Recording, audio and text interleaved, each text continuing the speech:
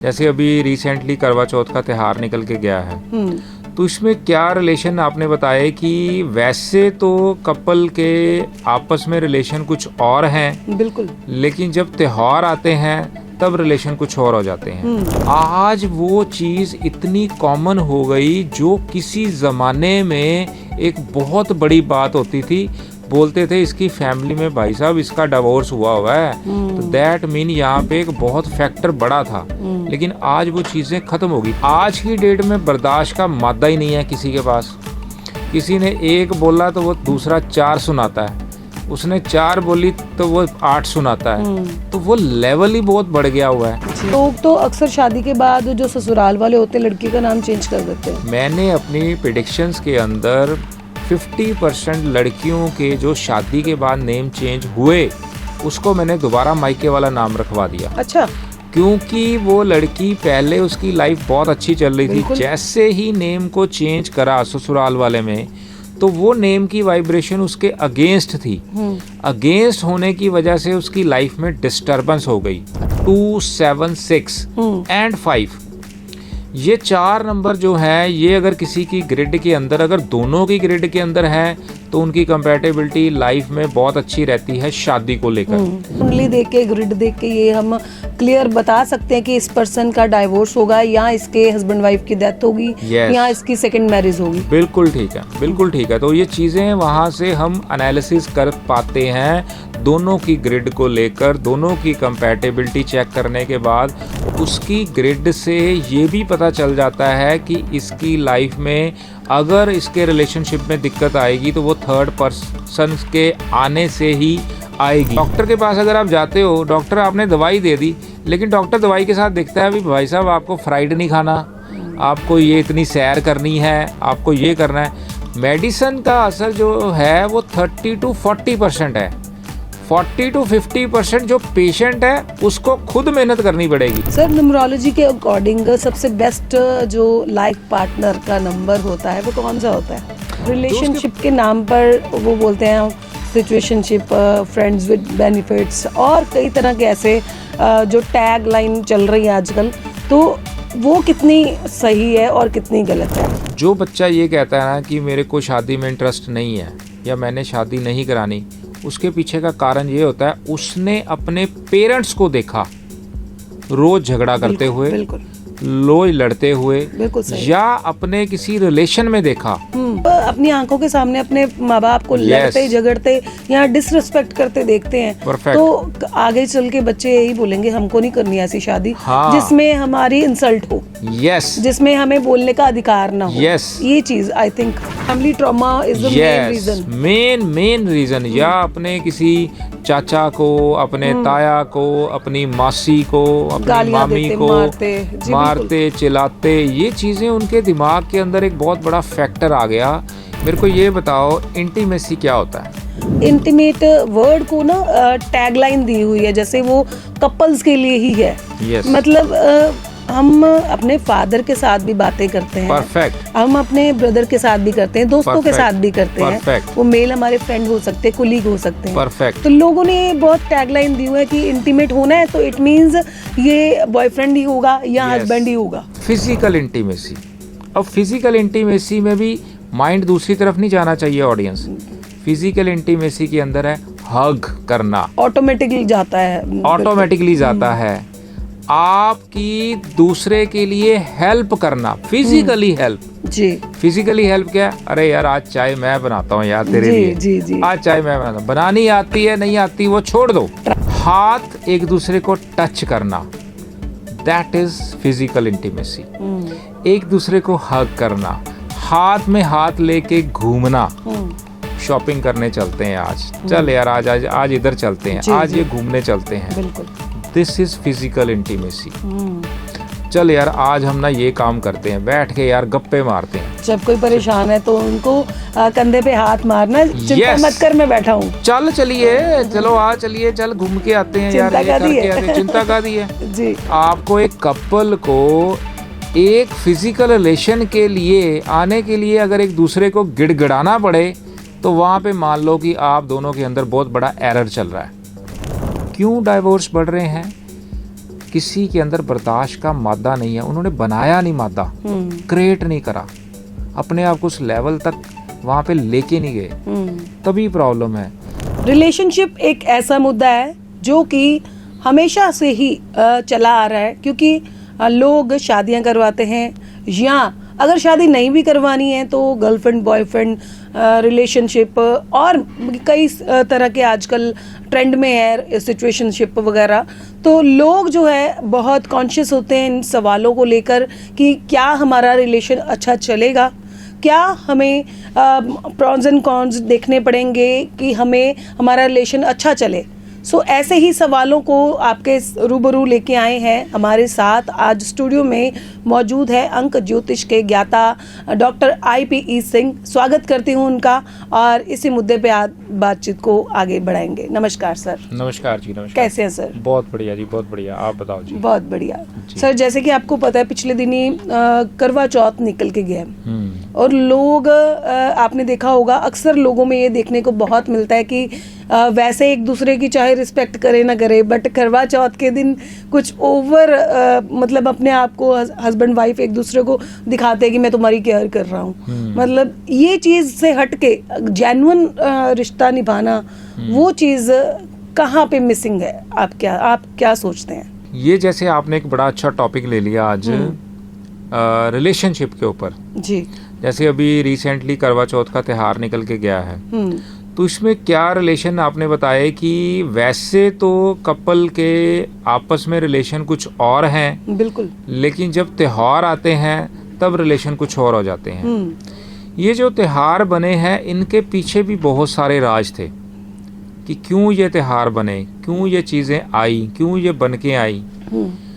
आपस में स्पाउस के साथ रिलेशन को अच्छा करने के लिए कोई ना कोई ये जरिया क्रिएट किया गया कि उनके लिए एक डे ऐसे बना दिए कि इन दिनों में वो किसी ना किसी बहाने एटलीस्ट इकट्ठे हों जी, एक दूसरे के लिए उसकी केयरिंग करें, उसके एक दूसरे के लिए बातें करें, इकट्ठे रहें, घूमें, बाद में शाम को इकट्ठे डिनर करें। ये चीज़ें इसलिए बनाई थी आपस में उनके रिलेशन को अच्छा करने के लिए।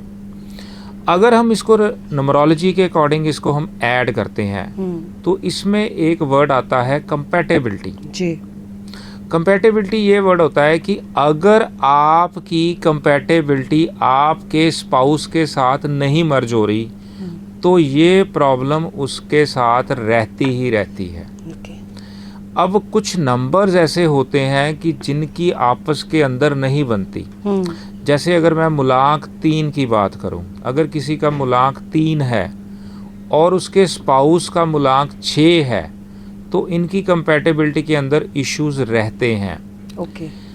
अगर मैं इनको ये बोलूं कि ये अगर गर्लफ्रेंड बॉयफ्रेंड है तो ये सारी जिंदगी रह सकते हैं बहुत अच्छे, लेकिन जब ये हस्बैंड वाइफ होंगे तो इनके अंदर प्रॉब्लम क्रिएट होती है जी। हस्बैंड वाइफ का मतलब ये हो गया कि जब तक ये दूर दूर रहेंगे तो बहुत अच्छा रहेगा, लेकिन जब वे एक छत के नीचे आएंगे तो दोनों के अंदर कोई ना कोई इश्यूज क्रिएट होंगे। बिल्कुल। उसको ईगो ले लो, उसके अंदर कुछ भी उसका सिस्टम ले लो, या उनके कोई भी विचारों के अंदर कोई ना कोई चीजें क्रिएट हो जाती हैं। तो ये कंपैटिबिलिटी है। जैसे इसमें 3 और 6 हम कहते हैं, 1 and 8 बोलते हैं, 2 and 8 बोलते हैं। अगर किसी का 2 है और दूसरे का 8 है तो ये कंपैटिबिलिटी के इशू हैं।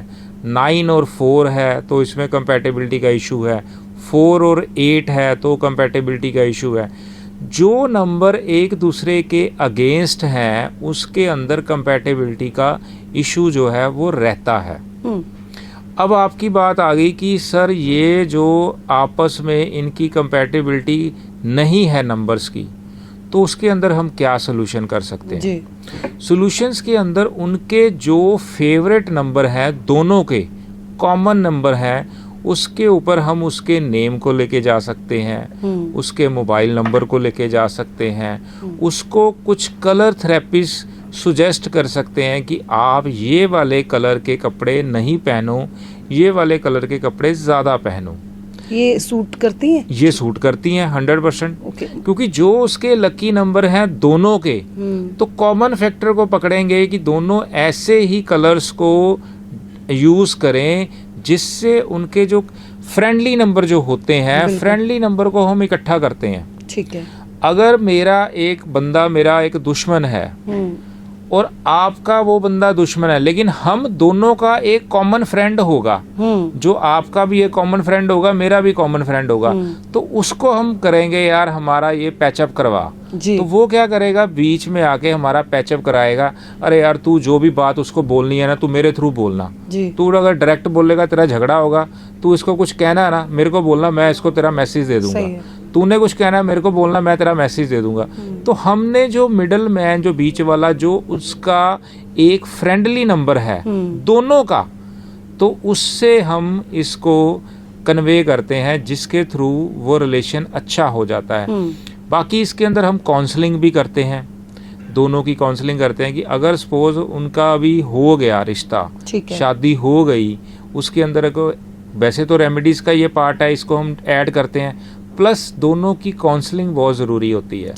तो काउंसलिंग के लिए दोनों को कॉमन फैक्टर बताने हैं जिसकी वजह से उनकी लाइफ के अंदर स्मूथनेस और कंफर्ट जोन बढ़ जाता है। एक सवाल बहुत लाजमी सा है, क्योंकि हर परिवार में जब भी बच्चों के रिश्ते होते हैं तो माँ बाप को बहुत चिंता रहती है कि फ्यूचर कैसा रहेगा इनका, इनकी आपस में बन आएगी कि नहीं, मतलब इनकी कंपैटिबिलिटी अच्छी रहेगी कि नहीं। 100 सवाल होते हैं जो फ्यूचर के लिए मायने रखते हैं। तो क्या किसी की शादी के टाइम कुंडली देखकर उनकी कंपैटिबिलिटी सेट करना लाजमी है? बिल्कुल लाजमी है। देखो अगर किसी की शादी है, मैं इस चीज़ को कहता हूँ, देखो पहले सबसे पहली चीज़ है न्यूमरोलॉजी, एक मैथमेटिक्स है जी, एक कैलकुलेशन है, प्योर साइंस है, कोई जादू मंत्र, कोई छू मंत्र नहीं है। पहली बात, अगर आपका किसी के साथ रिश्ता हो रहा है तो उसकी कंपैटिबिलिटी ज़रूर चेक करनी चाहिए। आज की डेट में, पहले भी करनी, आज भी करनी बहुत ज़रूरी है।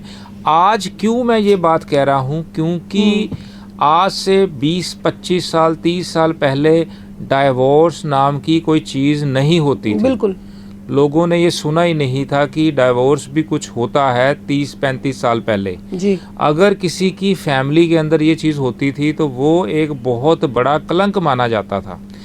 आज की डेट में अगर किसी बच्चों को अगर ये बात करें, वो कहते ये तो कॉमन बात है, कोई बात नहीं, ये तो कॉमन सी बात है, बिल्कुल, ये तो होता ही रहता है जी, 2 महीने 3 महीने नहीं बनी, छोड़ दो। आज वो चीज़ इतनी कॉमन हो गई जो किसी ज़माने में एक बहुत बड़ी बात होती थी। बोलते थे इसकी फैमिली में भाई साहब इसका डिवोर्स हुआ है, तो दैट मीन यहाँ पे एक बहुत फैक्टर बड़ा था। लेकिन आज वो चीज़ें ख़त्म हो गई। तभी मैं कहता हूँ तब का ज़माने में, आज के ज़माने में क्या है, तब का ज़माना था कि लड़कियाँ या लड़के ज़्यादातर अपनी चीज़ों को छुपाते थे, कॉम्प्रोमाइज़ वाली लाइफ में जीते थे जी। आज की डेट में बर्दाश्त का मादा ही नहीं है किसी के पास। किसी ने एक बोला तो वो दूसरा 4 सुनाता है, उसने 4 बोली तो वो 8 सुनाता है, तो वो लेवल ही बहुत बढ़ गया हुआ है जी। इस वजह से मैं कहता हूँ कि आपको शादी से पहले किसी अच्छे न्यूमरोलॉजिस्ट से कंसल्ट करके कंपैटिबिलिटी जरूर चेक करनी चाहिए, जिससे ये पता चल जाए कि ये नंबर इसके अगेंस्ट हैं, इनके साथ ये वाली प्रॉब्लम ज़रूर रहेगी। अब मैं आपको और एक्सप्लेन करता हूँ कि कई जगह पे पेरेंट्स को दोनों फैमिलियाँ बहुत पसंद होती हैं जी, तो वो कहते हैं कि यार कुछ भी हो जाए, हमने ये खानदानी लोग हैं, यहाँ पे ये रिश्ता करना है, हमने यहाँ पे रहना है। तो वो क्या होता है, उस जगह पे वो अपने बच्चों को बोलते हैं भाई अगर थोड़ा बहुता कॉम्प्रोमाइज़ वाला फैक्टर है तो ज़रूर करें। बिल्कुल। तो वो हमारे से डिस्कस करते हैं पेरेंट्स की, सर हमारे को ख़ानदान बड़ा अच्छा है, बड़ी रेप्यूटेड फैमिली है, तो हम ज़रूर चाहते हैं अगर कोई थोड़ा बहुत इसमें हेर फेर है तो इसकी कुछ रेमेडीज़ करके या कुछ चीज़ों को करके, हमारी पर्सनल है। तो फिर मैं बच्चों के साथ भी काउंसलिंग करता हूँ कि उनको, लड़की को पहले बताऊंगा कि बेटा ये चीज़ का प्रॉब्लम है, ये रहेगा, आपको ये फैक्टर के लिए ऑलवेज रेडी रहना है कि चीज़ों को लिव इट करना है। आपको किसी चीज को पकड़ना नहीं है, जो भी बात है एक कान से सुनी दूसरे से निकाल दी, तो आपका रिश्ता अच्छा चलता रहेगा। किसी चीज को पकड़ना नहीं। तो उसको काउंसलिंग भी साथ में करते हैं, जिसकी वजह से उनकी लाइफ में बहुत सी चीजें जो है वो अच्छी रहती हैं, क्योंकि उसको पहले ही ये चीज बताई जाती है बिल्कुल एडवांस में कि ये आपकी लाइफ के साथ ऐसी ऐसी चीजें मतलब रहेंगी। मेंटली प्रिपेयर करते हो। यस, इसको कहते हैं मेंटली प्रिपेयर। आपने बड़ा अच्छा वर्ड बोला। जी। तो उसमें क्या रहता है कि वो बच्चा पहले से ही उस चीज की प्रेपरेशन अपने पहले ही करके आता है, तो वो आने के बाद उसको वो चीजें की दिक्कत नहीं आती। कई जगह पे मैं ये बोलता हूँ कि अगर शादी के बाद किसी लड़की का नेम चेंज होना है तो मैं पहले एडवाइस कर देता हूँ कि आप वो नेम मत चेंज करना, क्योंकि आपके ये नेम की वाइब्रेशन बहुत अच्छी है। अच्छा, तो आप इसको कंटिन्यूस पर करो। लोग तो अक्सर शादी के बाद जो ससुराल वाले होते हैं लड़की का नाम चेंज कर देते हैं। मैंने अपनी प्रेडिक्शंस के अंदर 50% लड़कियों के जो शादी के बाद नेम चेंज हुए उसको मैंने दोबारा मायके वाला नाम रखवा दिया। अच्छा, क्योंकि वो लड़की पहले उसकी लाइफ बहुत अच्छी चल रही थी, बिल्कुल। जैसे ही नेम को चेंज करा ससुराल वाले में, तो वो नेम की वाइब्रेशन उसके अगेंस्ट थी। अगेंस्ट होने की वजह से उसकी लाइफ में डिस्टरबेंस हो गई। अच्छा, तो कई बार क्या होता है, मायके वाला जो नेम वो बहुत अच्छा होता है और कई बार ससुराल वाला नेम ज्यादा अच्छा होता है। पर ससुराल वाले तो कहते हैं भी हमारी रीत है जी, हमने चेंज करना है। लेकिन उनको कन्विंस कर लेते हैं, उनको ओके। समझा देते हैं पैरामीटर्स के अकॉर्डिंग, फार्मूलेस के अकॉर्डिंग। तो मैंने बहुत से 50% मैंने कंसल्टेशन के अंदर अपनी अब तक की लड़कियों के जो नेम चेंज हुए थे आफ्टर मैरिज, तो उनको दोबारा मैंने मायके वाले नाम पे उसको अच्छा कन्वर्ट जी। करा, उनके ससुराल वालों को कन्विंस करके। बहुत अच्छी बात। कई जगह पे ससुराल वालों का नेम ज्यादा बेटर था, तो हमारे पास कंसल्टेशन अब आने लग गई कि आफ्टर मैरिज हमने ये नेम को रखना है, इसके प्लस और माइनस पॉइंट बताओ। जी, तो उसको मैं सुजेस्ट करता हूँ कि इसका मायके वाला ही अच्छा है, वो रहने दो, या इसका ससुराल वाला जो आपने बोला है वो अच्छा है। तो वहाँ पे हम सुजेशन भी देते हैं, नेम को नया डिज़ाइन भी कर देते हैं, या पुराने वाले को करेक्ट भी कर देते हैं। जी, तो ये फार्मूले जो है उनकी जो नई जिंदगी स्टार्ट होगी उसके अंदर कंपैटिबिलिटी, ऑल फीचर्स बहुत बढ़िया रहते हैं। जैसे कि अभी मैंने सवाल किया कि जब दो बच्चों का रिश्ता होता है तो हम कुंडली दिखाते हैं, ठीक है, कंपैटिबिलिटी देखने के लिए। पर क्या कुंडली दिखाने पे ये चीज़ क्लियर हो जाती है कि दोनों की आपस में बनेगी, इनका फ्यूचर अच्छा रहेगा? क्या कुंडली ये सारा कुछ एक्सप्लेन करती है? 100% एक्सप्लेन करती है। अच्छा, उसकी जो ग्रिड है 100% एक्सप्लेन करती है कि इन दोनों की बनेगी या नहीं बनेगी। इन दोनों की बनेगी तो किस लेवल तक बनेगी या किस लेवल तक नहीं बनेगी, कौन कौन सी चीज़ों में कॉम्प्रोमाइज़ करना है, कौन कौन सी चीज़ों में नहीं। देखो, कंपैटिबिलिटी के अंदर भी बहुत सी परसेंटेज है, तो हम वो परसेंटेज इसको 0 से 100 के अंदर लेके जाते हैं। अगर तो उनकी 50% कंपैटिबिलिटी आ रही है तो उस जगह पे मैं उसको बहुत कम चांसेस में ओके करता हूँ। 50 से जैसे ही ऊपर जाती है तो उसको मैं ओके के चांसेस लेता हूँ। 55% है, 60 है, 65 है, 70 है, ओके है। लेकिन कई जगह पे 40% वाले को भी मैंने ओके कराया, तो आज अच्छा। तक टचवुड वो अच्छी चल रही हैं, क्योंकि उनके दूसरे नंबर्स को भी देखना होता है कि इनके दोनों के सपोर्टिव नंबर कौन से हैं। अगर दोनों के सपोर्टिव नंबर हैं, जैसे मैं आपको बताऊं, अगर कंपैटिबिलिटी का अच्छे नंबर अगर हम देखें रिलेशनशिप को लेकर, वो नंबर होता है 2, 7, 6 एंड 5। ये 4 नंबर जो है, ये अगर किसी की ग्रिड के अंदर, अगर दोनों की ग्रिड के अंदर है, तो उनकी कंपैटिबिलिटी लाइफ में बहुत अच्छी रहती है शादी को लेकर। अगर ये इनमें से चारों में से 3 नंबर प्रेजेंट हैं तो वो परसेंटेज कम हो जाती है। अगर इसमें से 2 नंबर प्रेजेंट है तो और कम हो जाती है।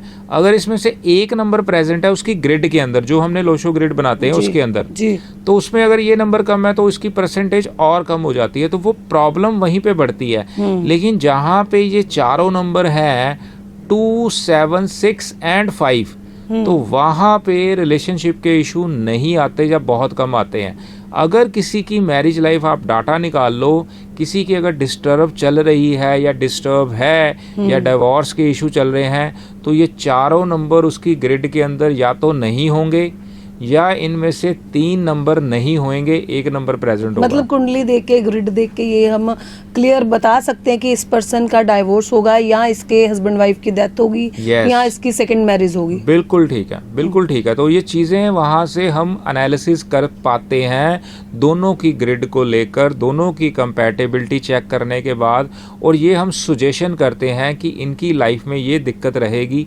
जहाँ मैंने आपको लास्ट बताया कि अगर पेरेंट्स कहते हैं कि खानदान अच्छा है, हमारे को बहुत कुछ अच्छा लग रहा है, हर चीज़ अच्छी है, रेपुटेशन वाली है, लेकिन अगर ग्रिड के अंदर सपोज करो चारों में से 3 नंबर या 2 नंबर हैं, तो हम फिर लड़के का ग्रिड को देखते हैं। अगर वहां से हमारे को नंबर की सपोर्ट मिलती है तो फिर हम उसको ओके कर देते हैं। उसके एवज में अगर कुछ एक्स्ट्रा हमारे को रेमेडीज करनी, या उसका फ़ोन नंबर में दिक्कत है, उसको फ़ोन नंबर हम जो उसके अकॉर्डिंग हम उसको नया करवा देते हैं, उसको वैसी वॉच हम डलवा देते हैं, उसको वैसी कलर्स थेरेपीज के अंदर लेके जाते हैं, और बहुत सी ऑप्शंस होती हैं हमारे पास पार्ट ऑफ रेमेडीज। तो वो चीज़ें हम उसके साथ उसको ऐड कर देते हैं कि आप ये चीज़ों को ऐड करो तो आपकी कंपैटिबिलिटी बहुत अच्छी रहती है। अक्सर देखा गया है रिलेशनशिप्स में, जो कि खास करके शादी के बाद होते हैं, जो डाइवोर्सेस के केसेस है आजकल बहुत बढ़ रहे हैं, जैसे कि आपने बोला था अभी। तो कई बार ऐसा होता है कि हस्बैंड वाइफ की बहुत अच्छी बन रही है, बट थर्ड पार्टी कोई भी हो सकती है, थर्ड पर्सन हो सकता है, लड़के की फैमिली हो सकती है, लड़की की फैमिली हो सकती है, या कोई और इशू हो सकता है, मोबाइल वगैरह, कोई भी रीजन हो सकता है। तो ऐसी सिचुएशन में क्या करना चाहिए? जैसे हस्बैंड वाइफ की तो बहुत बन रही है, अगर वो रीजन हटा दिया जाए तो उनका शायद डाइवोर्स भी ना हो, बट वो उनका डाइवोर्स लिखा हुआ है और वो हो रहा है, वो किसी तरह नहीं चाहते डाइवोर्स, फिर क्या किया जाए? देखो, मैं आपको एक चीज़ और ऐड करता हूँ। उसकी ग्रिड से ये भी पता चल जाता है कि इसकी लाइफ में अगर इसके रिलेशनशिप में दिक्कत आएगी तो वो थर्ड पर्सन के आने से ही आएगी। बिल्कुल, ये भी हम उसकी ग्रिड से पता कर लेते हैं कि इसकी लाइफ में जब भी रिलेशनशिप का इशू आएगा तो किसी ना किसी थर्ड पर्सन की एंट्री से आएगा। थर्ड पर्सन उसका एक्स्ट्रा मैरिटल अफेयर हो सकता है, उसके पेरेंट्स के अंदर कोई हो सकता है, उसके फैमिली के अंदर कोई हो सकता है। इंटरफेरेंस मतलब थर्ड पर्सन का मतलब इंटरफेरेंस। जी, आजकल एक्स्ट्रा मैरिटल से ज्यादा जो देखने को मिलता है फैमिली इश्यूज बहुत देखने को मिलते हैं, इश्यूज बहुत ज्यादा, क्योंकि इंटरफेरेंस हस्बैंड वाइफ में बहुत होता है, बहुत ज्यादा होती है। यहाँ पे मैं एक चीज ऐड करता हूँ, जब तक आपकी आपस में ट्यूनिंग बढ़िया नहीं है तब तक चाहे वो थर्ड पर्सन की एंट्री हो चाहे ना हो, मतलब आपके रिलेशन में पंगा रहेगा ही रहेगा। देखो, यहाँ पे एक चीज और है, मैं आपको एक चीज बताता हूँ, डेस्टिनी डिजाइन है। एक चीज मैं बताता हूँ, ये मैंने बात बहुत जगह पे बोली, कई पॉडकास्ट में बोली कि डेस्टिनी डिजाइन है 100%। आपकी डेस्टिनी के अंदर निर्धारित है कि ये बंदे की मैरिज लाइफ जो है 30% डिस्टर्ब है 100 में से, लेकिन 70% वो बहुत बढ़िया है। होता क्या है कि जो 70% उनकी पॉजिटिव चल रही है, वो दोनों की नलायकियों की वजह से वो जो 70% पॉजिटिव है वो 50% खुद क्रिएट कर लेते हैं नेगेटिव। अब पोजीशन क्या आ गई कि उनकी 50 एंड 30 80% नेगेटिव एंड 20% पॉजिटिव। ठीक है, बाय डिफॉल्ट 30 नेगेटिव होनी चाहिए, लेकिन उनकी खुद की नलायकियों से 50% और बढ़ गई। उसको मैं और एक्सप्लेन करूंगा कैसे बढ़ती है, उसमें बहुत से रीजन है जी। तो होता क्या है कि उनकी लाइफ 80% डिस्टर्ब, 20% पॉजिटिव। हम क्या करते हैं कि उसको चेक करते हैं, जो एक्चुअल उसकी 30% डिस्टर्ब है उसको तो ठीक नहीं कर सकते, पहली बात जी। हम क्या करते हैं, जो उसने 50% खुद क्रिएट करी है उसके ऊपर जो हवा उसने भर दी, उसके अंदर इंजेक्शन लगा के वो 50% की हवा हम निकाल देते हैं। ओके। जो बंदा 80% नेगेटिव पे सरवाइव कर रहा है, नेगेटिव लाइफ, जब उसकी हवा निकलती है तो वो हो जाता है 70% पॉजिटिव। तो बंदे की जिंदगी, उसको ये लगता है मेरी लाइफ तो 360 डिग्री सर आपने चेंज कर दी। हुआ क्या कि जो चीजें उसने खुद क्रिएट करी, वो मैं बताऊंगा अभी भी कैसे क्रिएट होती हैं, जो खुद क्रिएट करी वो चीज़ों को हम निकालते हैं। जो चीज़ें हम निकाल दी तो उसकी लाइफ 70 पॉजिटिव एंड 30 नेगेटिव होगी, तो उसकी लाइफ बहुत अच्छी चलनी शुरू हो जाती है। अगर फार्मूले से देखें तो 30 अभी भी नेगेटिव है, लेकिन उसको नहीं पता, वो 20 नेगेटिव पे जी रहा था, उसको 70 पॉजिटिव होगी, उसकी लाइफ तो वैसे ही चेंज हो गई। तो ये चीज़ों का इम्पैक्ट जो है इस चीज़ों पे हम इसको रेमेडी से, इसको पैरामीटर से, इसको लाइफ को ट्यून करके उसकी ज़िंदगी को बड़ा करते हैं। सर सपोज हस्बैंड वाइफ की जब हम कुंडली मिलाते हैं या ग्रिड मैच करते हैं तो कोई नंबर मिसमैच हो, चाहे लाइफ पाथ नंबर, मूलांक या भाग्यांक, कुछ भी, तो क्या उनकी फिर भी कंपैटिबिलिटी पॉसिबल होती है? बिल्कुल होती है। देखो उसमें मैं क्या बता रहा हूँ आपको कि पॉसिबिलिटी के चांसेस हम क्या करते हैं, उन चीज़ों को ट्यून कर देते हैं, ओके, फाइन कर देते हैं। जैसे अगर सपोज करो उसकी ग्रिड के अंदर मिसिंग नंबर है और वो मिसिंग नंबर उसके रिलेशनशिप के नंबर जो मैं बता रहा हूँ, जैसे 2, 7, 6 एंड 5, ये नंबर रिलेशनशिप के होते हैं। अगर सपोज ये नंबर उसकी ग्रिड के अंदर नहीं है, बट लड़के की ग्रिड के अंदर अगर वो नंबर है, तो वहां से उसको सपोर्ट हम लेते हैं। वो सपोर्ट हम उस लड़की की ग्रिड के अंदर ऐड करते हैं। हम क्या करते हैं कि जैसे दोनों की ग्रिड है, लड़की की ग्रिड के ऊपर लड़के की ग्रिड को रख देते हैं। जो नंबर वहां पे मिसिंग है वो ऑटोमेटिक लड़की की ग्रिड के अंदर इंस्टॉल कर दिए। ओके, और वहां से हमने जो नंबर इधर मिसिंग है वहां से हमने इधर ले लिया, यहाँ का नंबर हमने उधर ले लिया। मतलब अगर हस्बैंड का लाइफ पाथ नंबर चेंज है और वाइफ का कुछ और है, तो हम कंपैटिबिलिटी किसी और तरीके से बना यस वो फार्मूलाज है ना, वो एक फार्मूलाज है, वो एक कैलकुलेशंस है, वो एक मैथमेटिक्स है, उससे हम वो नंबर्स को मैच कर देते हैं, आपस में मिला देते हैं, जिसकी वजह से उनको जो उस पॉइंट को लेकर प्रॉब्लम आती है उसको बढ़िया हो जाता है। लेकिन इसके अंदर हम एडवाइस भी उसको देते हैं कि यहाँ पे ये दिक्कत है, इसको आप अपने आप देखो, कुछ चीजें उनको खुद भी करनी पड़ेगी। जी। हम क्या करेंगे, आपको देखो एक चीज गाइड कर दिया, आपको देखो मैं अपने आप को कहता हूँ आई एम गाइडर। बिल्कुल, मैं आपको गाइड करूंगा कि ये विधाता ने आपके लिए बनाया है, ये आपको ऐसे जीना है, इसके साथ अगर ऐसी ऐसी चीजें करो तो आपकी लाइफ बहुत अच्छी हो जाएगी। वो उसको गाइड कर दिया, उसको समझा दिया, उसकी चीजें जो खराब थी उसको ट्यून कर दिया। लेकिन मेहनत उन दोनों को खुद भी करनी पड़ेगी, उनको वर्कआउट खुद भी करना पड़ेगा। कि ये नहीं है कि हमने जी रेमेडी खा लीजिए बस। अब डॉक्टर के पास अगर आप जाते हो, डॉक्टर आपने दवाई दे दी, लेकिन डॉक्टर दवाई के साथ देखता है भाई साहब आपको फ्राइड नहीं खाना, आपको ये इतनी सैर करनी है, आपको ये करना है। मेडिसिन का असर जो है वो 30 to 40% है। 40 to 50% जो पेशेंट है उसको खुद मेहनत करनी पड़ेगी, परहेज करना कि मेरे को परहेज करना, जैसे कहते हैं ना दवा कि दवाई से ज्यादा परहेज काम करता है, तो परहेज करना पड़ेगा हर बात पे। अगर उसने कोई बात करी तो उसको लिव इट करना, पकड़ना नहीं है। एक कान से निकाला दूसरे से निकाल दिया, इससे सुना उससे निकल गया। तो आपको वर्किंग खुद भी साथ साथ करनी पड़ेगी, क्योंकि दोनों के ज्वाइंट एफर्ट के साथ ही उनकी लाइफ अच्छी होगी। मेरी लाइफ नहीं अच्छी होगी, लाइफ उनकी अच्छी होगी, लेकिन वो ज्वाइंट एफर्ट होंगे। मेरी गाइडेंस रहेगी, काम उन्होंने करना है, तो लाइफ उनकी बहुत बढ़िया होती है। ऐसी बहुत एग्जाम्पल्स हैं, बहुत ज़्यादा एग्जाम्पल्स हैं इसके ऊपर। सर न्यूमरोलॉजी के अकॉर्डिंग सबसे बेस्ट जो लाइफ पार्टनर का नंबर होता है वो कौन सा होता है? जो उसके फ्रेंड नंबर होते हैं वो उसके लकी जैसे नंबर। कोई भी एक नंबर बताइए जो बीइंग पार्टनर लाइफ अच्छी बिता सकता है। देखो 1 and 5 बहुत अच्छा है, 1 and 3 बहुत अच्छा है, ऐसे बहुत से नंबर हैं।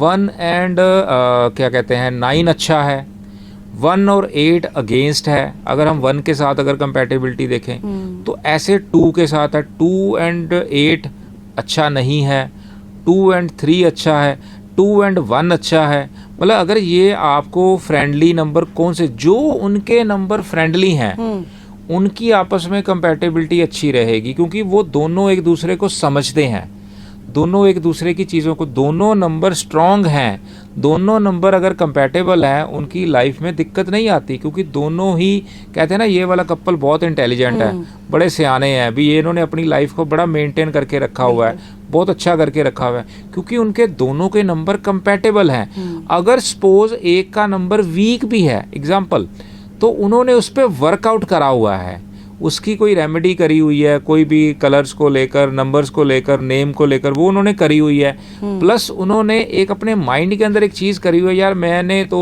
किसी एक्सक्यूज में नहीं पढ़ना, मैंने किसी बैच में नहीं पढ़ना, मेरे को कोई लेना देना नहीं है, मैंने अपनी लाइफ को अच्छा करना है। तो वो वर्किंग उन्होंने करी हुई है। तो ये फ्रेंडली नंबर जो होते हैं ये अच्छे रहते हैं कंपैटिबल। जहाँ पे एनिमी नंबर हैं या अवॉइडेड नंबर हम कहेंगे, वहाँ उनकी कंपैटिबिलिटी का इशू जो है वो रहता ही है। सो जैसे कि आजकल मॉडर्न हो गए लोग बहुत सारे, तो मैरिज से उनका जो रुझान है वो कम होता जा रहा है। तो रिलेशनशिप के नाम पर वो बोलते हैं सिचुएशनशिप, फ्रेंड्स विद बेनिफिट्स और कई तरह के ऐसे जो टैग लाइन चल रही है आजकल, तो वो कितनी सही है और कितनी गलत है न्यूमरोलॉजी के अकॉर्डिंग? मेरे को पहले ये बताओ मॉडर्न लाइफ क्या होती है, पहले तो मेरे को ये नहीं समझ आया। जैसे कि 2025 चल रहा है, आजकल जो बच्चे हैं वो उनका शादियों की तरफ रुझान कम हो रहा है, तो उसके लिए बोल रही हूँ कि लोग आजकल बच्चे बोल रहे हैं कि नहीं रिलेशनशिप में ठीक है, जितनी देर रहना रहो, नहीं तो छुट्टी। मतलब एक तरह से ऐसे भी देखा गया है, लोग बोलते हैं तू जो मर्जी कर, मैं जो मर्जी करूँ, तेरे को मेरे से मतलब नहीं, मेरे को तेरे से मतलब नहीं। ये चीज़ें भी चल रही हैं, इसलिए ये सवाल किया मैंने। देखो मैं ना इसके पीछे ना एक और रीज़न पे बात करता हूँ, ये थोड़ा सा चैप्टर हटके है। जो बच्चा ये कहता है ना कि मेरे को शादी में इंटरेस्ट नहीं है या मैंने शादी नहीं करानी, उसके पीछे का कारण ये होता है उसने अपने पेरेंट्स को देखा रोज झगड़ा करते हुए, रोज लड़ते हुए, या अपने किसी रिलेशन में देखा रोज झगड़ा करते हुए, रोज एक दूसरे को गालियां देते हुए, डेली प्रॉब्लम। तो उसके माइंड के अंदर एक चीज उसने क्रिएट कर ली, यार ये शादी एक रिलेशन है, ये तो बिल्कुल बेकार है, ये तो है ही लड़ाई झगड़े वाला। कहीं ना कहीं सही भी है, ये 100% है जी। मेरा डेली रूटीन है ये काम।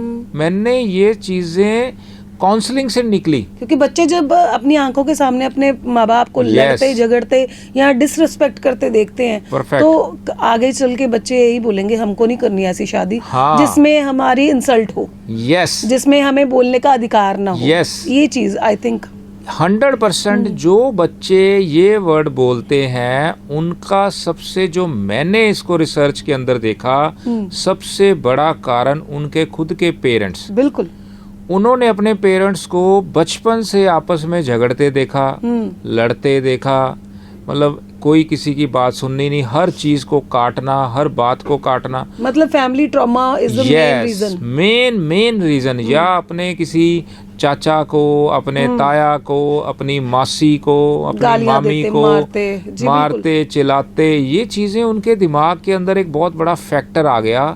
कि मैंने इसके ऊपर ना बहुत रिसर्च करी, मेरे को ये केसेस आते थे, सर मेरी बच्ची कहती है मैंने तो शादी करानी नहीं।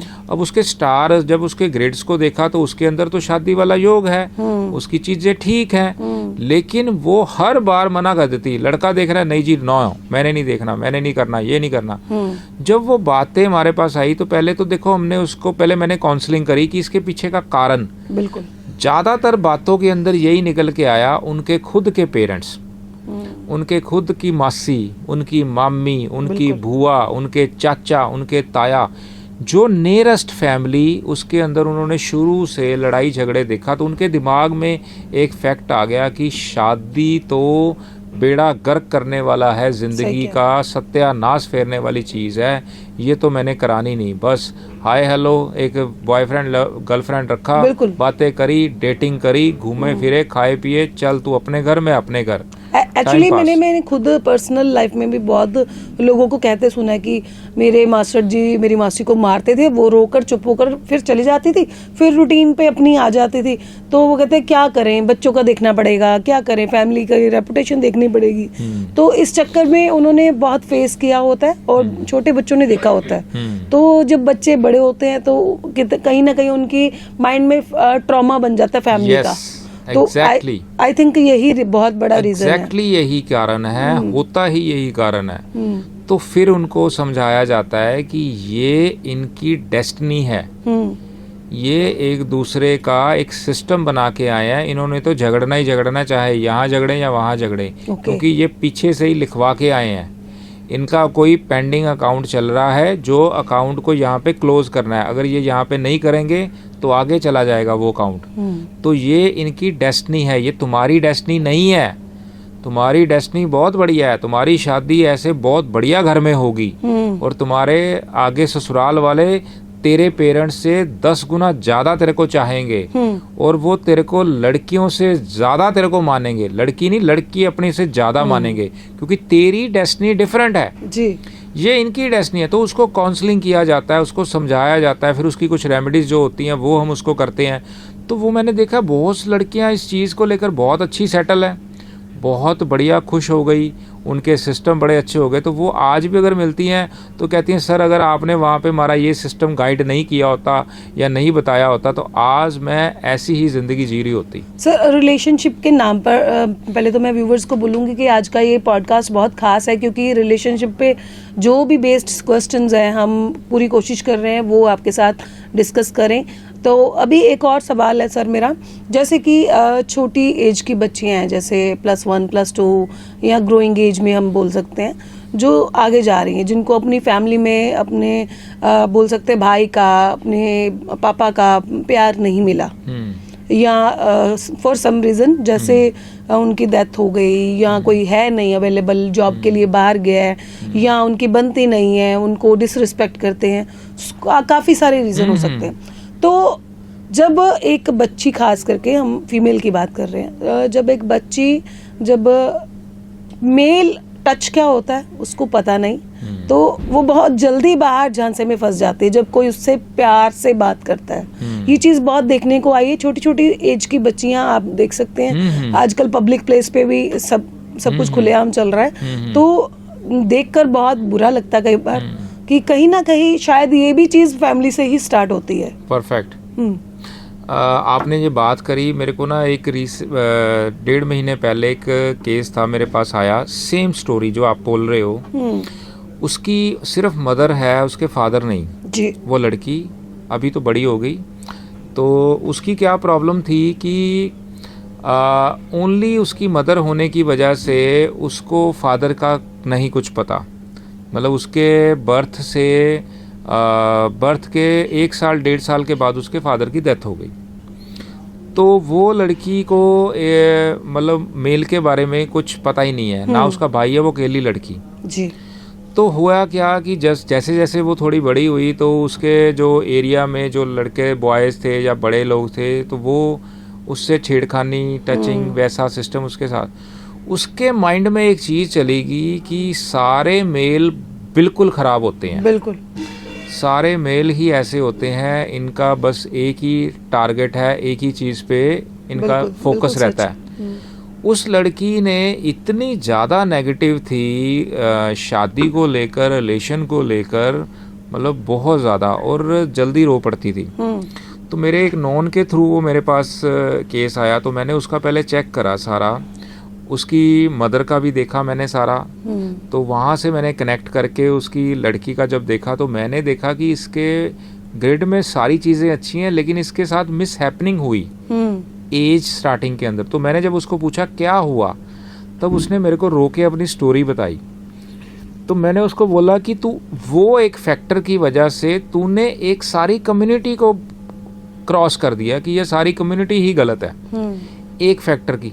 उसने बोला मेरे साथ 4 मतलब लोगों ने ऐसे मेरे पास गलत किया और कॉन्टिन्यूसली करा।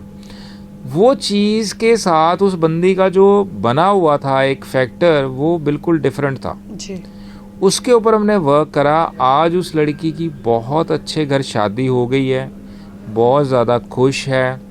मतलब मैं आपको ये बताऊं कि उससे जब मेरी बात हुई, बात करते करते थोड़ा मैं भी इमोशनल हो गया कि उसकी बातें ऐसी थी, लेकिन उस पर हमने वर्कआउट करा। मैं आपकी बात से ये इसीलिए रिलेट होगी क्योंकि ये सेम स्टोरी लाइव मैंने देखी जी, उसके ऊपर वर्कआउट करा, तो आज उसके बड़े अच्छे रिजल्ट्स हैं। सर भारती सिंह जो इतनी बड़ी कॉमेडियन है, सभी को हंसाती हैं, उनका भी फैमिली बैकग्राउंड ऐसा ही रहा क्योंकि उनकी भाई के साथ खास मतलब बनती नहीं थी क्योंकि उनके भाई दूर रहते थे। परिवार की जिम्मेदारी उन पे आ गई क्योंकि उनके फादर नहीं थे। तो उनकी मम्मा और ब्रदर शायद फैमिली की प्रॉब्लम्स की वजह से शायद भारती सिंह को वो टाइम दे नहीं पाए। तो उनको लगता था कि शायद मेल का सुख जो होता है, जरूरी नहीं होता कि हस्बैंड वाइफ का ही रिलेशन हो या मेल और फीमेल का एक ही तरह का टच हो।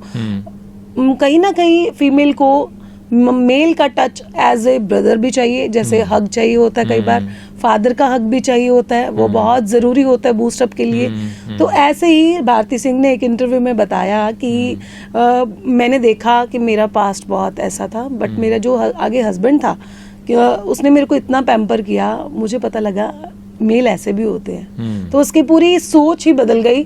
जो भारती सिंह इतना वेट गेन करके बैठी थी, उसने एकदम से वेट लूज कर लिया और आज वो बहुत प्यारी सी लगती हैं देखने में भी। आप ये live example I think so. तो ऐसा ही मुझे लगता है कि मेल टच जरूरी है हर लड़की के लिए, as a father, as a brother. बिल्कुल। मैं ना एक इसके साथ ना रिलेटेड एक क्वेश्चन मैं, चलो आपसे बात, अब मैं क्वेश्चन कर रहा हूँ आपसे जी। मेरे को ये बताओ इंटीमेसी क्या होता है?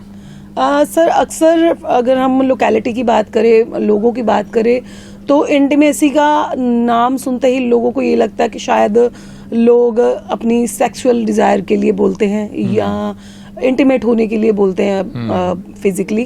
तो I think first of all दिमाग में भी यही आता है सभी के। तो बट मेरे हिसाब से ये भी नहीं है। 100% ये रॉन्ग है जी। 101% रॉन्ग है, क्योंकि इस मुद्दे पे बात ही नहीं होती। बिल्कुल सही है। सबसे पहली बात, इंटीमेसी होता है फाउंडेशन ऑफ ऑल रिलेशनशिप। ये एक फाउंडेशन है आपके सारे रिलेशनशिप का। जी। इसके अंदर इतने पैरामीटर्स हैं, ये जो आपने ये पैरामीटर बोला ये सबसे लास्ट वाला है जी। सेक्सुअल डिजायर कह लो, फिजिकल रिलेशन कह लो, ये सबसे लास्ट वाला है। इंटीमेसी क्या होती है? दोनों का आपस के अंदर प्यार, दोनों का आपस के अंदर रिलेशन। कैसा रिलेशन? एक चीज इंटीमेट वर्ड को ना टैगलाइन दी हुई है, जैसे वो कपल्स के लिए ही है। Yes. मतलब हम अपने फादर के साथ भी बातें करते हैं, परफेक्ट। हम अपने ब्रदर के साथ भी करते हैं, दोस्तों के साथ भी करते हैं। Perfect. वो मेल हमारे फ्रेंड हो सकते हैं, कुलीग हो सकते हैं। परफेक्ट। तो लोगों ने बहुत टैगलाइन दी हुई है कि इंटीमेट होना है तो इट मींस ये बॉयफ्रेंड ही होगा या हस्बैंड ही होगा। चलो मैं इस चीज को ना एक कपल के ऊपर ही बात करता हूँ, अदर रिलेशन है उस पर हम बात कर लेंगे।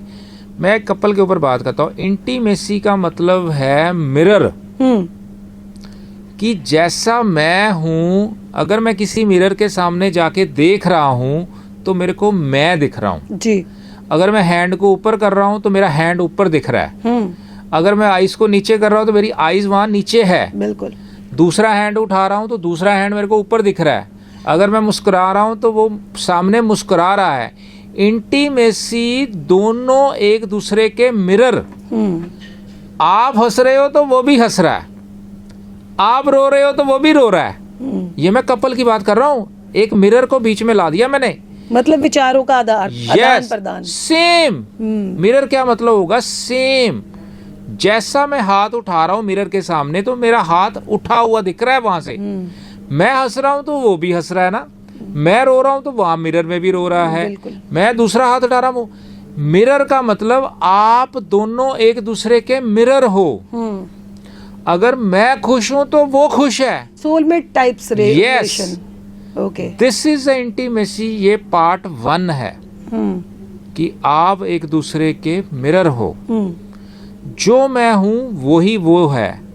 मैं हंस रहा हूं वो हंस रहा है, मैं रो रहा हूं अगर मैं डिस्टर्ब हूं तो वो भी डिस्टर्ब है, मैं खुश हूं तो वो भी खुश है। मिरर, मैंने वर्ड इस पे फोकस करना, आप ऑडियंस इसको ध्यान से समझना। आज एक टॉपिक ऐसा मैडम ने कन्वर्ट करके उठा दिया जिस पे मैं बात कर रहा हूं, इस टॉपिक पे बात होती नहीं है जी, जो कि कभी भी नहीं होती। और ये सबसे ज्यादा जरूरी चैप्टर है जी। और मैंने अपनी कंसल्टेशन के अंदर इसको देखा है। इसकी वजह से ही हजारों रिलेशन खराब हैं। डाइवोर्स इसकी वजह से ही बढ़ रहा है डे बाय डे। प्रॉब्लम वहीं पे है, वर्ड एक ही है इंटीमेसी, लेकिन इसको हमने आज तक नेगेटिव वाइड से ही देखा। बिल्कुल 100% हमने इसको सोचा जी फिजिकल रिलेशन, सेक्सुअल डिजायर, बस ये है इंटीमेसी। बिल्कुल। और ये इसका 10वां पार्ट है। पहला पार्ट तो 9 पार्ट कुछ और हैं, मैं वो आपको बताता हूँ जी। इंटीमेसी एक आपका मिरर, कपल की बात कर रहा हूँ मैं, अदर रिलेशन को छोड़ दो, जी कपल के अंदर एक मिरर का काम करना कि जो आप हो एज इट इज ही आपका स्पाउस सेम वैसा ही आपसे रिएक्ट करे। ये होता है एक इंटीमेसी का पार्ट। तो व्यूवर्स, ये आपके लिए बहुत मायने रखता है, क्योंकि ये सवाल बहुत ज़रूरी था उठाना। तो आई थिंक मैं आपके जो सवाल हैं, आम जनता के सवाल होते हैं, वो उठा पा रही हूँ। तो रिलेशनशिप पे क्या क्या इश्यूज होते हैं, तो हम वो कोशिश कर रहे हैं उसको सॉल्व करने के लिए। तो इंटीमेट आखिर होता क्या है, क्यों इसको एक बुरी टैगलाइन दी गई है, तो ये चीज़ हम अपने व्यूवर्स तक अच्छी तरह कोशिश कर रहे हैं पहुंचा पाए। एक मिरर जो है आपकी स्माइल को पहचान लेता है। मिरर, आप हंस रहे हो तो वो भी हंस रहा है। वो आपकी सैडनेस को पहचान लेता है। आप सैड हो, वो भी आपको देखता है वो भी सैड है। आप क्या मिरर आपका स्पाउस, दैट इज इंटीमेसी, पहली बात जी। दूसरा point, emotional intimacy. Emotional intimacy के अंदर क्या है, आपकी लिए कोई भी चीज के लिए स्टैंड लेना।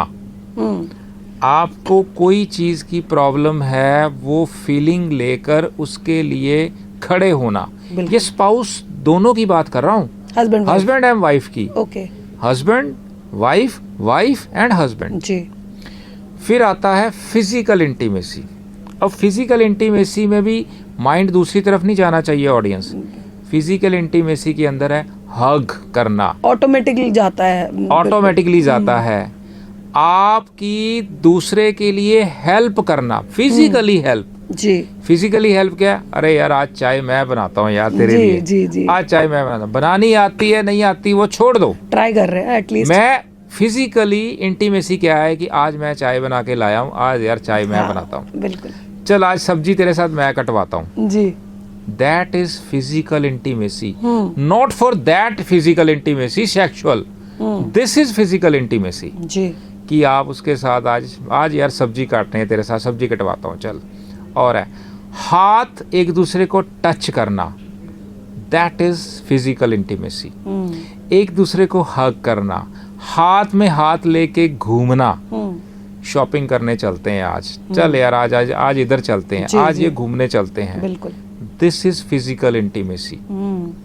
चल यार आज हम ना ये काम करते हैं, बैठ के यार गप्पे मारते हैं। जब कोई परेशान है तो उनको कंधे पे हाथ मारना, चिंता मत कर मैं बैठा हूँ, चल चलिए, चलो चलिए चल घूम के आते हैं यार, ये करके आते हैं, चिंता का दी है जी।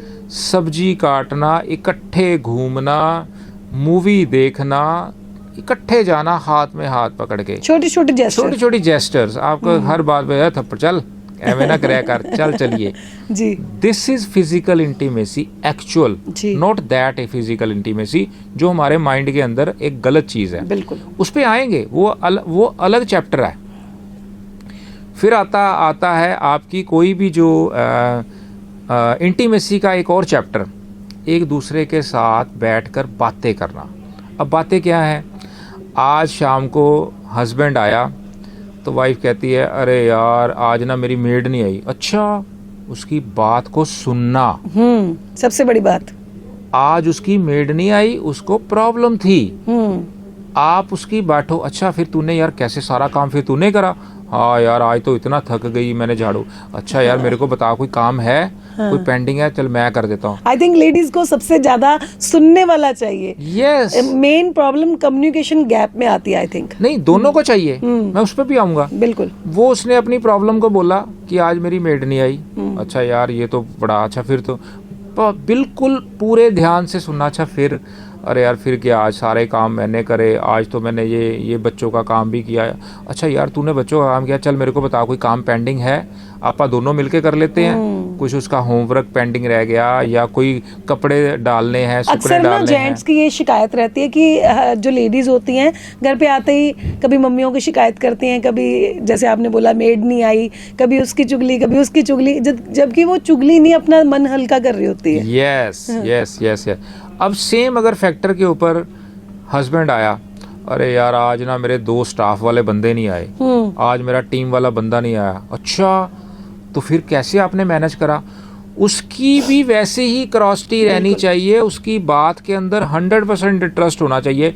पंगा कहाँ पे पड़ता है, जब वो अपनी स्टोरी सुना रहा है, दूसरा बंदा उसको इग्नोर कर रहा है। हाँ। कि यार इसका तो रोज का ही काम है जी। ये चीजें हमारे माइंड में नहीं आनी चाहिए। That is intimacy. Of course. अगर वो आपसे बात कर रहा है, वो आपको अपना समझ के कर रहा है, आपको अपना समझ के उसको सुनना है जी। उसके एक सोल्यूशन के ऊपर जाना है। यार इसका फिर कैसे हल निकाल ले। अगर ये प्रॉब्लम आती, मैं ना ऐसा करती हूँ, मैं ना वो स्टैंडिंग वाला पोचा एक ऑर्डर कर देती हूँ जिसपे मेरे को ना झुक पे ना करना पड़े, मैं खड़े खड़े, हाँ यार इमीडिएट मंगा। हाँ। तो ये काम तो बड़ा सही है। जब वो नहीं आए तो कोई बात नहीं, हमको काम तो करना ही है, स्टैंडिंग वाला ऑर्डर कर देते हैं।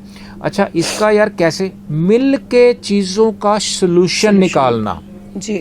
आज यार बच्चों के साथ ऐसा पंगा हो गया। अच्छा बच्चों का होमवर्क करना है, चलो ठीक है, मैं उसको बोलता हूँ, बेटे को बुलाया, अरे यार तूने काम नहीं किया, वो पापा ये था, अरे यार मम्मा ने तेरे को बोला था तो करना था। This is intimacy, that is intimacy. Not for that intimacy sexual, वो नहीं है, ये है इंटीमेसी। आप एक दूसरे की बातों को समझना, मिलके सोल्यूशन निकालना, आपस में बातें करना, सोल्यूशन निकालना और क्या करना, ये होते हैं पॉइंट कि आपको इकट्ठा मिलके हर चीज का लाइफ के अंदर सोल्यूशन। अगर कोई प्रॉब्लम आ रही है या आ चुकी है, डिस्कस कर। प्रॉब्लम दोनों पे आई है, ये नहीं मानना कि इस पे आई है। हाँ। हमारी ज्वाइंट प्रॉब्लम है, चाहे वो फीमेल पे आई है चाहे वो मेल पे आई है। ज्वाइंटली एफर्ट से उस प्रॉब्लम को सॉल्व करना। मैंने क्या बोला, मिरर। सबसे पहले बोला मिरर, कि मैं हंस रहा हूं तो वो भी हंस रहा है। जी बिल्कुल। मैं रो रहा हूं तो वो भी रो रहा है। ये होते हैं इंटीमेसी के पार्ट, जिसको रिलेशनशिप आपकी बहुत ज्यादा स्मूथनेस रहती है। जी। ये होती है प्रॉब्लम का मतलब ये सोल्यूशन की तरफ। तो जो लोग आई थिंक इन चीजों का ध्यान रखते हैं, वो प्रॉब्लम सॉल्वर कपल हम कह सकते हैं उनको भी। वो अपनी प्रॉब्लम खुद में ही सॉल्व कर लेते हैं, उनको किसी की जरूरत नहीं है। अब पावर कपल। हाँ। अब क्या हुआ कि एक्सपेरिमेंटल इंटीमेसी भी होती है। ओके। उसमें क्या है कि सपोज करो यार आज बोरियत हो गई, हाँ। ठीक है, चल यार आज मूवी देखने चले हैं कोई बात नहीं, बगैर मतलब का प्लान बना लो, कोई दिक्कत ही नहीं है, बगैर मतलब का प्लान, चल आज मूवी देखने चलते, आज यार डिनर करते हैं, यार कोई नया रेस्टोरेंट बता कौन सा खुला है, तेरी चॉइस की क्या चीज है। आप जब उसको पूछो तेरी चॉइस की क्या चीज है, वो बोलेगी नहीं आपकी चॉइस की क्या है। बिल्कुल। आप उसको बोलोगे वो उसको बोलोगे, वहीं पे आपकी इंटीमेसी के फैक्टर स्टार्ट होते हैं। एक दूसरे को मानना एक दूसरे को। बोरियत लग रहा है, चल घूमने चलते हैं, ट्रिप पे चलते हैं। ऐसे ही बैठे, चल यार बैठे बैठे चला यार आइसक्रीम खाने चलते हैं। ऐਵੇਂ ही बैठे बैठे उठ के चल पड़ो, कोई दिक्कत नहीं है, आइसक्रीम खाने चले गए। आज यार ये बर्गर खाना है, चल बर्गर खाने चले गए। आज ये खाना है, ये करने चले गए। चीजें जो हैं आपके बोरियत लाइफ के अंदर कहीं पे लगे, उसको फिल करना, उसको एंजॉय के साथ फिल करना, उसको फन के साथ फिल करना, ये दोनों का रोल होना चाहिए। ये होती है इंटीमेसी। बहुत बढ़िया। अब एक आती है स्पिरिचुअल इंटीमेसी। ये जो फैक्टर मैंने देखे लोगों के साथ डिस्कशन के बाद। अब क्या होता है कि अब वाइफ का दिल है जी मैंने ये मंदिर जाना है, ये गुरुद्वारे जाना है, तो बंदे का मूड कैसा भी है, नहीं यार चलेंगे, चल कोई बात नहीं, चल चलिए, तू बाबा दीप सिंह दे जाना आप उत्थे चलते हैं मत्था टेकन, दुर्गा मंदिर जाना आप उत्थे चलते हैं जस, ये जी एक गुरु जी आए हुए हैं इनको मिलने जाना है। मैं कहता हूँ हस्बैंड का मन नहीं है, कोई गल नहीं चलते हैं। मैं ये छोटी छोटी चीजों पे प्रॉब्लम क्रिएट होती है, जो मैं आपको एक्सपेरिमेंटल बता रहा हूँ। बिल्कुल सही बोला आपने, क्योंकि अक्सर देखा ये भी जैसे आपने बोला स्पिरिचुअल लेवल पे भी अपने पार्टनर को एक लेवल हम अप करते हैं, क्योंकि भगवान के साथ जोड़ने वाला पार्टनर बड़ी किस्मत से मिलता है। यस। आपका वहां पे मैं कहता हूँ हस्बैंड का सपोज मन कम है या नहीं है, चलो क्या फर्क है जी, जाओ वहां पे जाके देखो, एटमॉस्फेयर देखो, बातें करो। अगर आपको कुछ वहां पे लगता है नेगेटिविटी, घर वापस आके आराम से डिस्कस करो कि यार यहाँ पे ये मेरे को फील हुआ, मैं शायद करेक्ट हूँ या रॉन्ग हूँ, मेरे को करेक्ट करो। तो वो आपकी बातों से वो चीज या तो वो करेक्ट हो जाएगी या रॉन्ग हो जाएगी, तो आप एक कॉमन डिसीजन पे आ जाओगे ना। अब मैंने इतने झगड़े देखे इस चीज को लेकर, वो कहती है जी मैं तो इसको माननी है, मैंने तो इधर जाना है। हाँ। वो बंदा कहता है ये तो बंदा ही खराब है, मैंने इधर जाना है। हाँ। इस बात पे डाइवोर्स हो गए लोगों के। अच्छा। इतनी बातें बढ़ गई क्योंकि उनका कॉमन फैक्टर मिरर नहीं ना उन्होंने करा, वहां पे आ गई दिक्कत जी। तो ये एक मेजर कॉज मैंने देखा कि अगर ये दिक्कत है, अगर ये आता है तो उसको जाना चाहिए दोनों को। हस्बैंड का अगर मन किसी और स्पिरिचुअल सिस्टम में जा रहा है तो उसको साथ में ले जाओ। एक्सप्लोर करने में क्या जाता है? एक्सप्लोर करने में क्या जाता है? बिल्कुल। आप सिर्फ अपने मिरर के साथ चल रहे हो, आप छोड़ दो बाकी चीजों को, ऐसी की तैसी मराए, बाकी चीजें छोड़ दो। आप मिरर के साथ चल रहे हो, आप आपका मिरर है, जो उसने बोला, जो चीज बोली वो परफेक्ट है 100%। जब आपकी इतनी ज्यादा चीजें एक्सप्लोरर हो जाएंगी, आपके इतने ज्यादा अच्छी चीजें हो जाएंगी, सबसे लास्ट वाला पॉइंट आता है सेक्सुअल इंटीमेसी। बिल्कुल। वो बहुत ज्यादा लेट पॉइंट है सबसे आगे। मैं एक वर्ड यहाँ पे बोलूंगा, शायद गलत हो जाए या कुछ हो जाए, कि जब आपको एक कपल को एक फिजिकल रिलेशन के लिए आने के लिए अगर एक दूसरे को गिड़गिड़ाना पड़े तो वहां पे मान लो कि आप दोनों के अंदर बहुत बड़ा एरर चल रहा है। जब एक कपल को एक सेक्सुअल पोजीशन में आने के लिए या उस फैक्टर में आने के लिए अगर एक गिड़गिड़ाना पड़े किसी को एक दूसरे के लिए, तो आप ये समझो आपकी इंटीमेसी 100% रॉन्ग चल रही है। मतलब शादी का मतलब एक रिलेशन का, अच्छे रिलेशन का मतलब शिव और शक्ति का सुमेल। यस, वो आपका लास्ट पे है। मतलब जो भी हमारे ग्रंथों में लिखा है सही लिखा है, 100% लिखा हुआ है। हम उसको फॉलो ही नहीं कर रहा, हम उसकी तरफ जा ही नहीं रहे, हम उसको देख ही नहीं रहे, उसको समझ ही नहीं रहे, फिर हम प्रॉब्लम के अंदर फेस कर रहे हैं।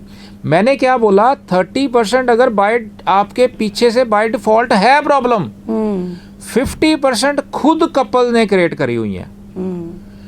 वो 50% उन्होंने खुद क्रिएट करी है अपनी नालायकियों की वजह से जी। ये फैक्टर उसके अंदर है। इस वजह से ही उनकी लाइफ के अंदर 100% डिस्टर्बेंस चल रही है।